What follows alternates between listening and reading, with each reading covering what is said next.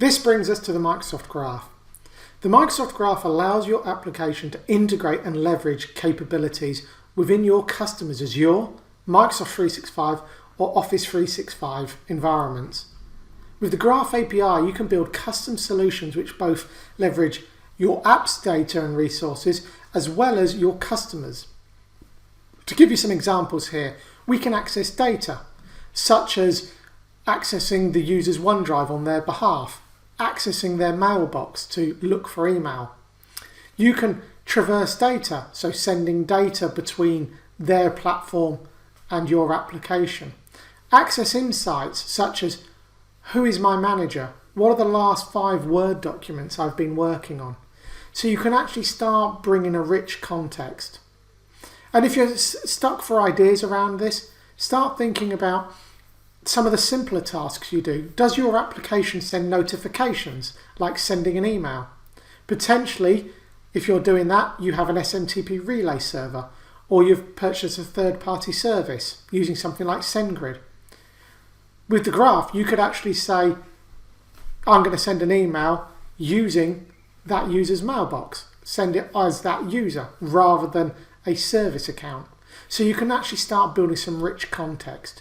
If you want to integrate your application into Microsoft Teams, you could actually have your application create a Teams channel and post data and insights there.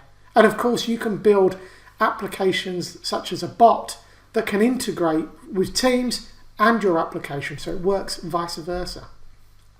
The best way to think of the Microsoft Graph is it's an API gateway that unifies the many APIs that Microsoft provides. So no matter what product or service, we're very, very API driven, and the Graph is your gateway to that.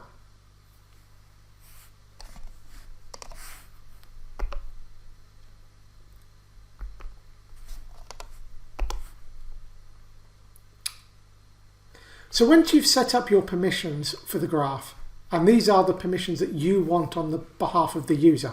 So let's say you want to access my OneDrive. The next part is those permissions have to be consented to. So when you register your application in Azure AD, you'll specify the permissions and the context you need. When the user or the IT pro authenticates for your application for the first time, they'll be presented with a consent form showing the permissions your application is requesting and the details of what that means. Some permissions, such as read your profile, can be accepted by the user. Other permissions need to be approved by an IT admin or an IT pro. You'll also be, if you are an IT pro, you'll also be given the option to accept the permissions on behalf of the whole organisation, so no one else will see the prompt. If your application does require admin approval, perhaps you need some elevated permissions to do something within the customer's organisation, it's recommended as part of your onboarding instructions you get an admin from the customer to be the first user to log in or to go into the Azure portal and pre-approval, pre-consent to those permissions. If you've not come across the Microsoft Graph before, we have a tool called the Graph Explorer, and I've put the URL on the slide here. This can either be connected to an Office 365 tenant you already have, or you can use the sample one that's already connected to the Graph Explorer. But this allows you to see the current capabilities of the Microsoft Graph and also some preview beta capabilities. And you can actually use this as a playground by asking the Graph certain queries and seeing the type of data and insights you can get back. So let's now look at how quick and easy it is to get your application up and running. So first we need to register our application. This registration serves as the main configuration linkage between the Microsoft Identity Platform and your app. So here we're going to be using a single page JavaScript application. So we just need to configure that. So let's get this started. So we'll be in the Azure Active Directory portal. We go to app registrations and we'll create a new app registration.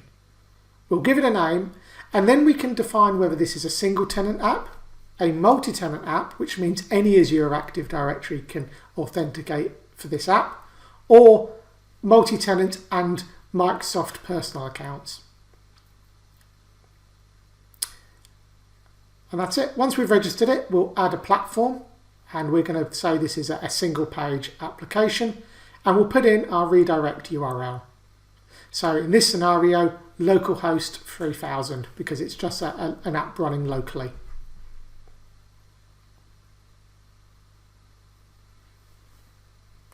And that's it. We've got our application registered. So the next step is configuring the application. So what we need to do here is we've got our application, and I'm going to provide some sample links where you get those. And then we're going to make just 2 changes. So this sample app is using MSAL.js. We need to add the client ID or application ID, the redirect URL, and the authority. As you can see here, we can see in our app registration the app ID. So we'll put that in our code there.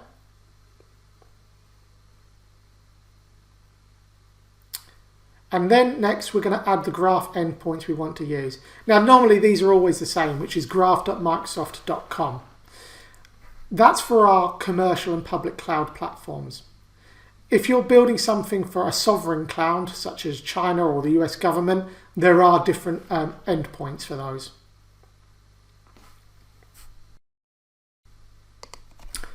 The last step now is we need to run our application.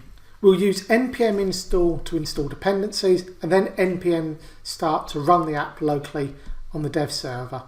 Once the dev server is up and running, we'll open a browser to localhost 3000 to see the app. Now the app will ask the user to sign in. This will then need user consent because it's the first time they've signed in. And as I mentioned, administrators can pre-approve consent. Sign in originally only asks for a signed in user. Configured policies like MFA and conditional access will also apply during this process, and I'll talk about that in a bit. Once signed in, we can fetch our user profile. So note there's no additional consent required. Then when we require access to the mailbox, since the user hasn't consented to that, allow the application to read their inbox previously, they'll be asked at this point the scope and permission that's required. This is called incremental consent. Note, we didn't configure in our app registration in Azure AD that mail.read permission, but we asked the user when we needed to. This sort of incremental or dynamic consent enables scenarios where developers can do least privilege. So rather than asking everything all up front, you run the user with the least privilege for as long as possible and request new permissions only when they're needed. And that's it. We have got an application up and running. And at the end of the deck, there'll be some links to where you can get access to these samples. But it literally is, when you're using the MSAL libraries, just switching out an app ID and client ID, getting your reply URL, and then you're up and running. So once you've got your application up and running and using Azure Active Directory, the next step is to add it to the Azure AD App Gallery. What the Azure AD App Gallery does is it's a mechanism for your customers to be able to onboard your application. They can see what permissions that you want them to access, and I'll show you what that looks like in a minute. So we have a really simple form where you submit the application that you've built, and then in a short period of time, we will get that added to the gallery. So once it's listed in the gallery, IT admins can discover your application within the Azure portal. This can help IT admins easily deploy your app across the company for a specific set of users and groups. So here we are, we're in the Azure portal, we've gone into Enterprise Apps, and we can now browse and search that gallery for your application. Once I've installed the application, I can then go through processes to set up the application for my environment. Now, If I don't alter any of these settings, users can just start using your app with their credentials. But what I can do as an IT pro is I can define and assign users and groups that I want to access the application. I can then enable security controls using conditional access, for example, turning on multi-factor authentication when the application is being used outside of the office. I can also turn on things like self-service, so I can allow my users to request access to the application and go for a workflow where somebody can approve it, they'll get added to the users and groups, and then they can start accessing that application. I can also do automatic provisioning as well, and I'll talk about this in more detail in a minute. Once the application has been onboarded by the IT Pro, users can discover the application via the Office 365 App Launcher, the Office 365 App Gallery, and also the My Apps portal. And your app becomes a similar experience to all the Microsoft first-party apps. It gets listed next to Outlook, Word, Excel as an application that the organisation use. So there's no need to send out emails saying, can you bookmark this URL or add this to your favourites, save it to your desktop. The application becomes part of their ecosystem. Now, as an admin, I could have seen the permissions up front that your application requires, and I could have pre-approved those so users don't get that consent experience as well.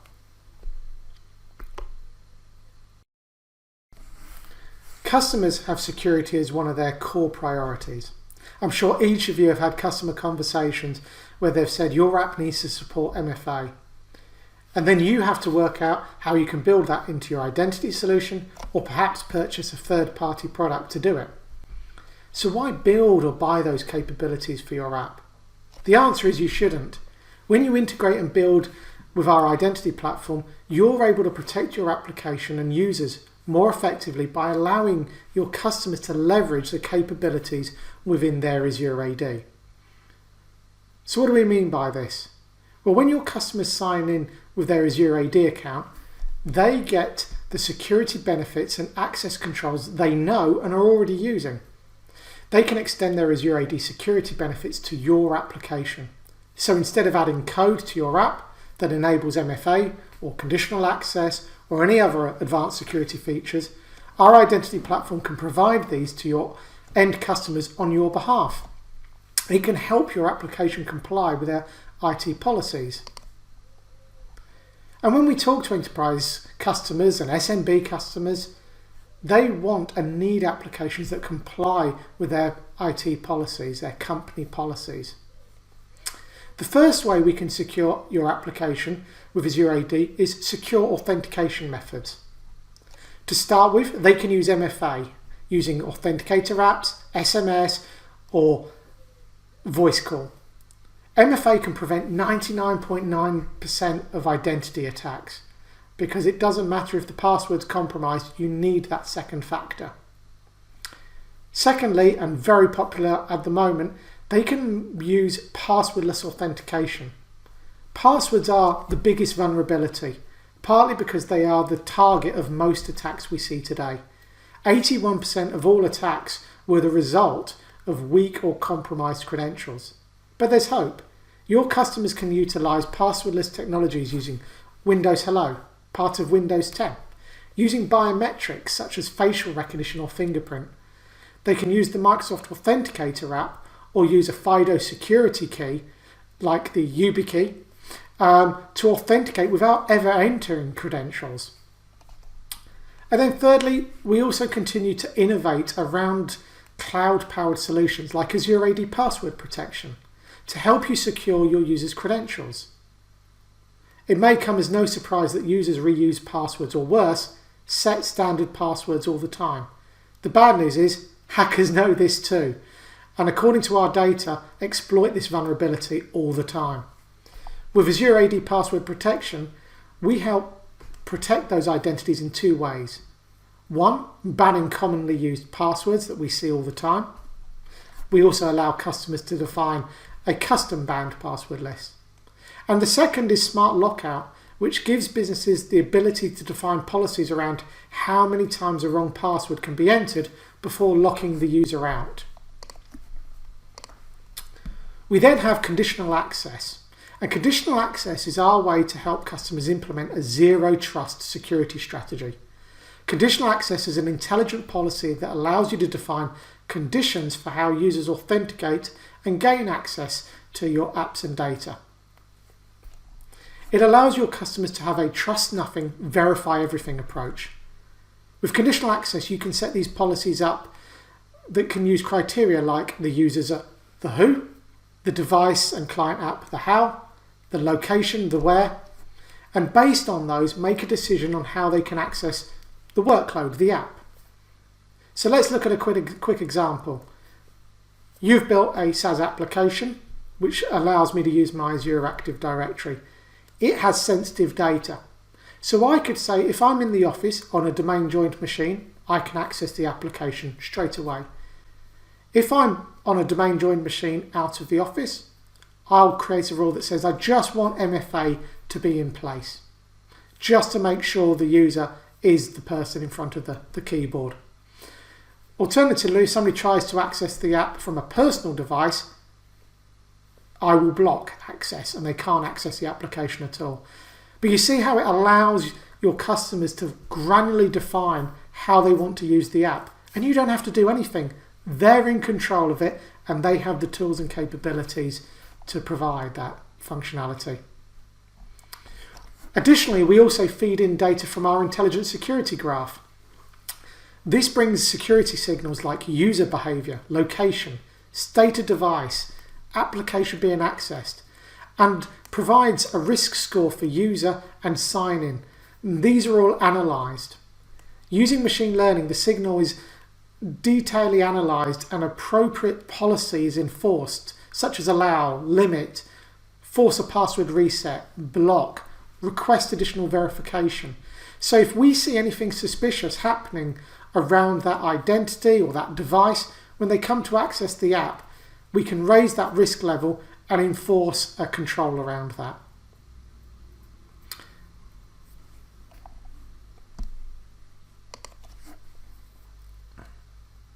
So one of the things that we typically get asked is, if Azure Active Directory doesn't provide me as a developer an identity store, how do I manage users within my application? How do I profile? How do I set roles? Those sort of controls. So right now, if you use a user store or maybe a database, maybe you're using SQL to store your users inside your application, you provision those when you onboard a new customer. And typically what we see is very common is it's a CSV file, an Excel spreadsheet, it's a manual script, or maybe you've even built a custom automated solution.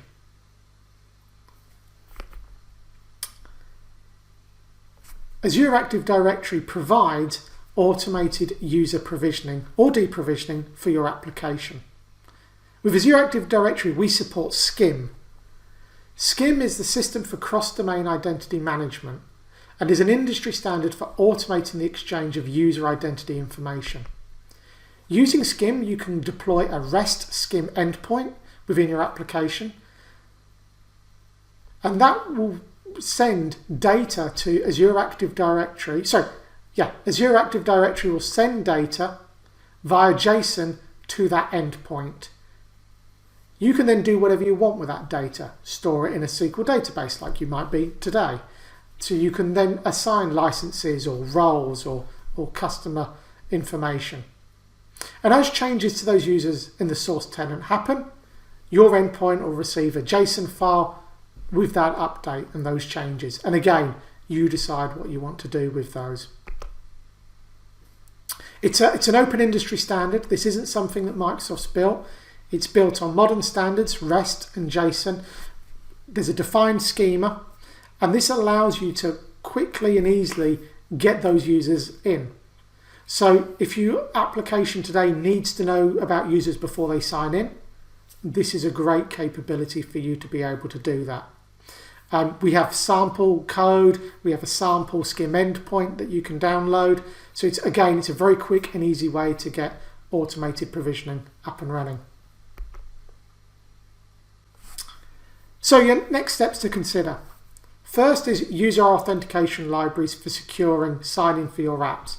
Have a look at the MSAL libraries, explore our quick starts, and see how quick and easy it is to be able to protect your own applications and APIs.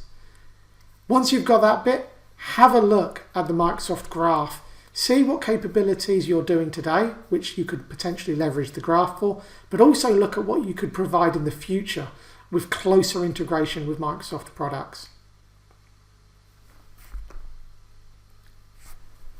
And I'll leave you with these resources. Here are access to all our documentation and samples, like the one I showed earlier today. And again, just want to thank you for your time. Hope the session was useful.